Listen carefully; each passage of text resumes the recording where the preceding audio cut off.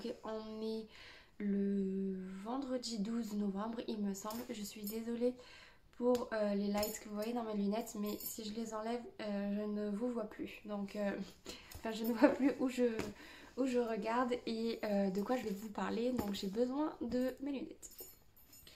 Je sais, ce vlog commence assez tard dans la semaine puisque j'ai clôturé le dernier, c'était lundi soir.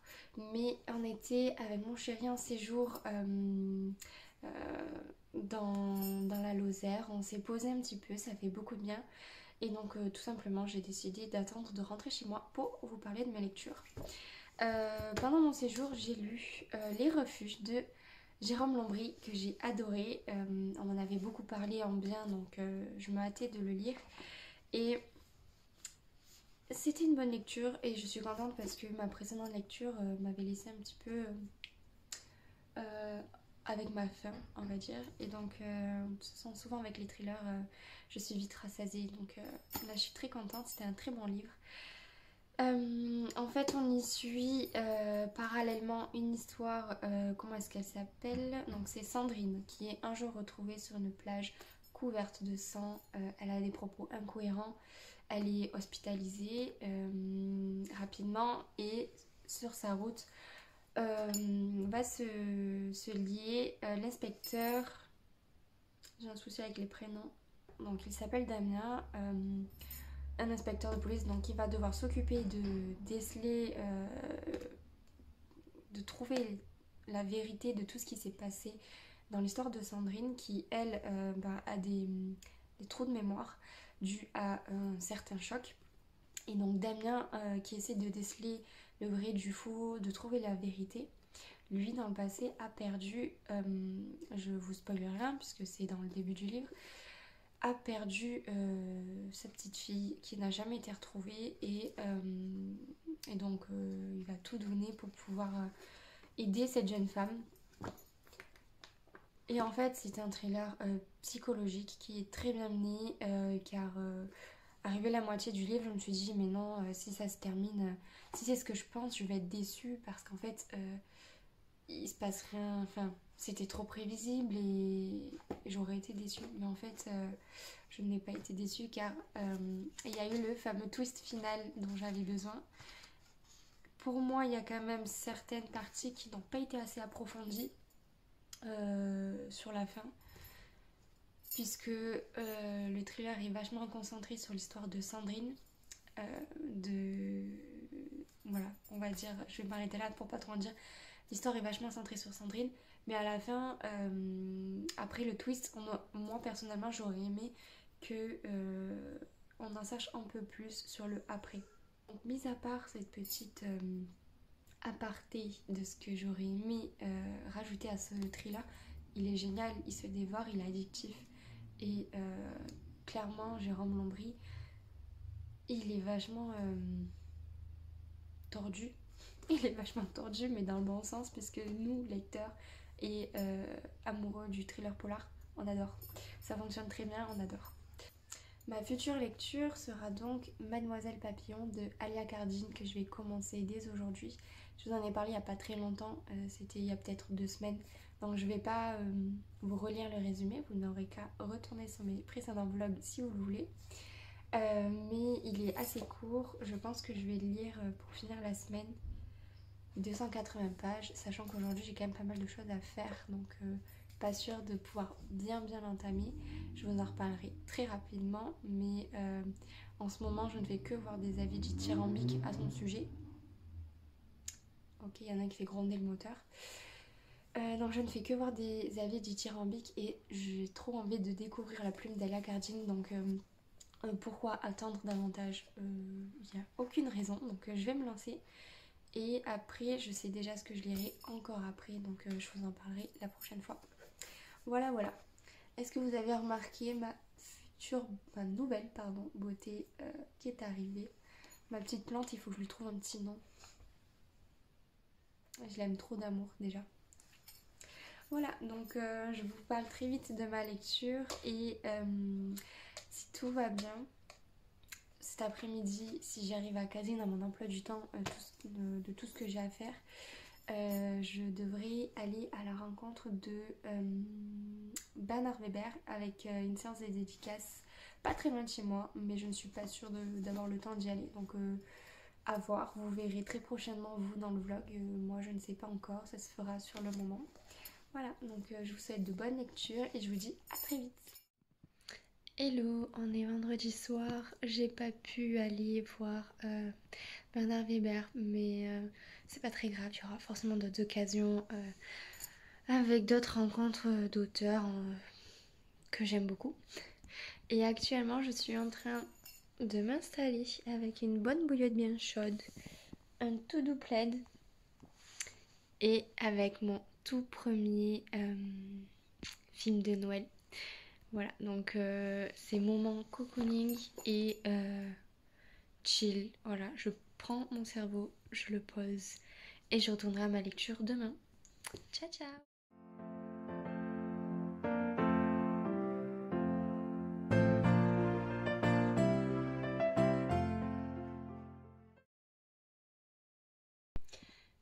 Hello tout le monde, j'espère que vous allez bien. On est samedi 13 novembre et je viens vous parler de ma nouvelle lecture. Donc petit update sur Mademoiselle Papillon d'Alia Cardine que j'ai commencé hier soir.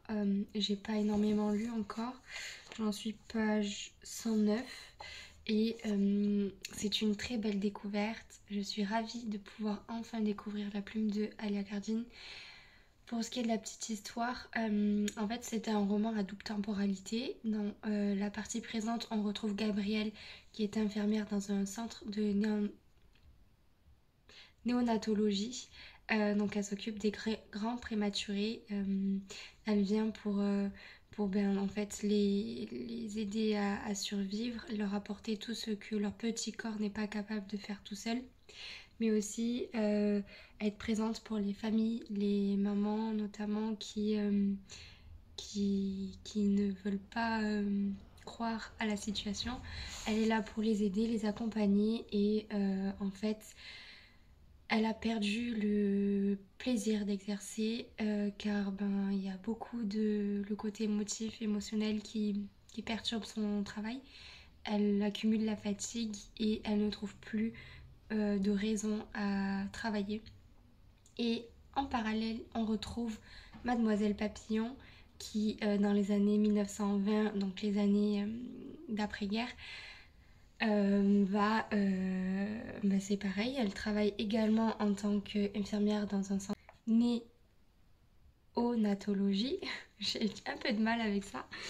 Dans un centre de néonatologie et donc par contre elle est décrite comme une femme forte. Ce qui est beau avec ce récit, c'est que la femme est vraiment mise sans artifice, pas du tout, mais vraiment mise sur une échelle pour montrer son travail, ce qu'elle a accompli pendant ces années d'après-guerre et enfin plutôt d'entre-deux-guerres. Et parce qu'en fait, la perte des hommes qui décrivent comme l'élément fort, du coup, il y a eu beaucoup de pertes des hommes. Et donc là, c'est la femme qui est mise en évidence. Et sans artifice, comme je vous disais, c'est très bien écrit, très bien représenté. Donc, Mademoiselle Papillon apparaît comme une personne avec beaucoup de volonté, qui veut aider, qui a des projets pour pouvoir justement permettre à certains enfants qui n'ont pas qui ne correspondent pas, on va dire, aux standards, qui sont en sous-nutrition, qui sont malades, voilà, tous les enfants qui sont dépourvus de confort, elle veut les aider, elle veut leur apporter le nécessaire vital, elle veut leur tendre la main tout simplement.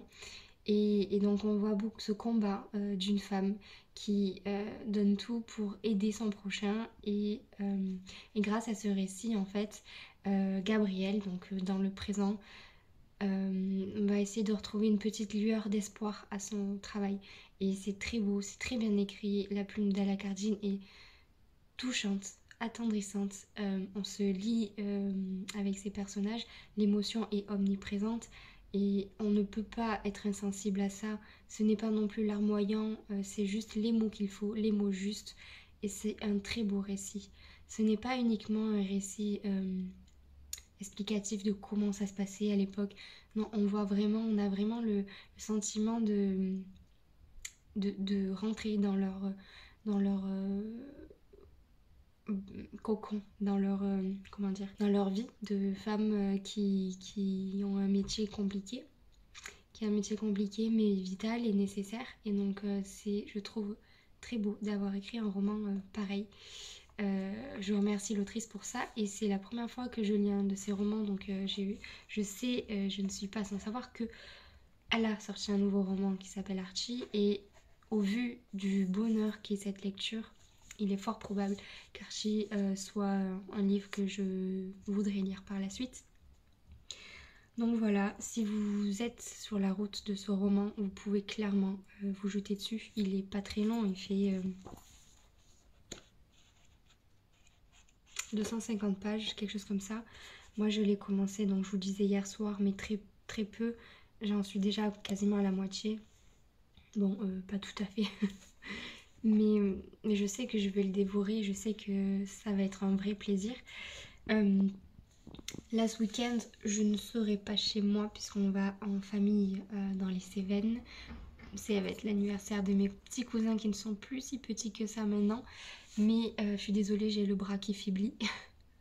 Mais donc je suis pas sûre de pouvoir bien avancer ma lecture ce week-end. Mais comme j'ai une deuxième semaine de vacances qui arrive, je sais que je vais poursuivre et que je vais dévorer ce roman qui est un vrai plaisir, une vraie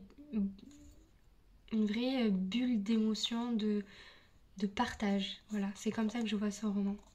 Donc vous le lisez, je vous le souhaite en tout cas de le lire. Et moi je vous reparle dès que j'en suis à la fin de ce petit cadeau.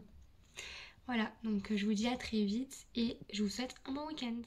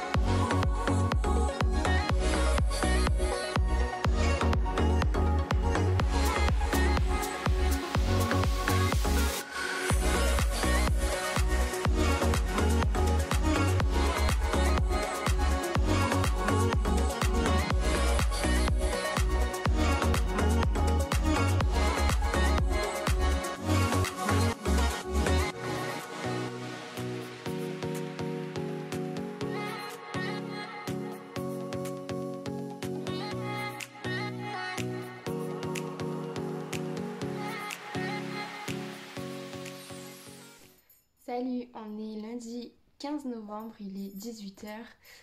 J'ai froid, j'ai sorti le plaid, la bouillotte. Là, c'est parfait, parfait équipement pour lutter contre le froid. Je viens vous reparler de ma lecture que je viens de terminer il y a pas plus de 10 minutes. Et je voulais clôturer le vlog et je ne pouvais pas le clôturer sans vous parler de mon avis final. Je ne vais pas non plus trop approfondir car j'ai déjà pas mal parlé de ma lecture hier. Mais je suis encore toute émue de ma lecture. En fait, ce que j'ai oublié de dire hier, c'est que c'est avant tout un hommage à Mademoiselle Papillon qui s'appelait Thérèse Papillon.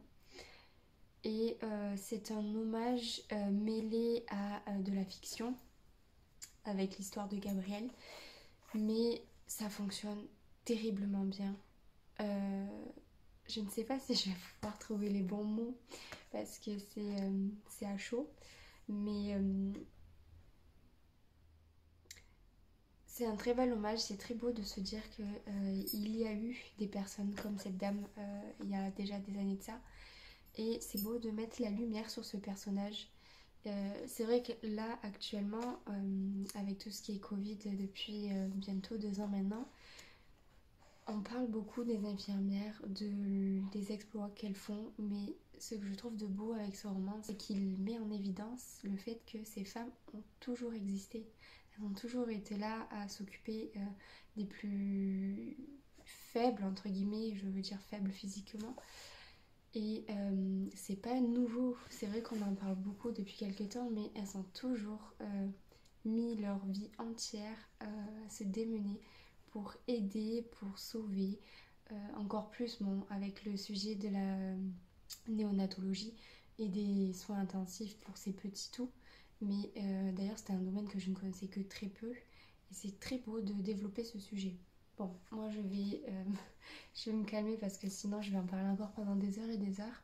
Mais tout ça pour dire que c'est une très belle lecture qui se dévore, qui j'ai retenu peut-être 3 ou 4 fois mes larmes. Mais à la fin, impossible, c'était obligé de lâcher les vannes. Donc voilà, lisez-le, voilà. Je peux pas vous dire autre chose, c'est un très très beau roman. La plume en plus d'Alia Cardine est prenante, saisissante et émouvante. Voilà, tout simplement. Sur ce, je vous dis à bientôt. Je vous souhaite de bonnes lectures et je vous reprends très vite pour un prochain vlog qui se déroulera en partie sur une petite balade parisienne. Voilà, donc je vous en dis pas plus et je vous dis à très vite.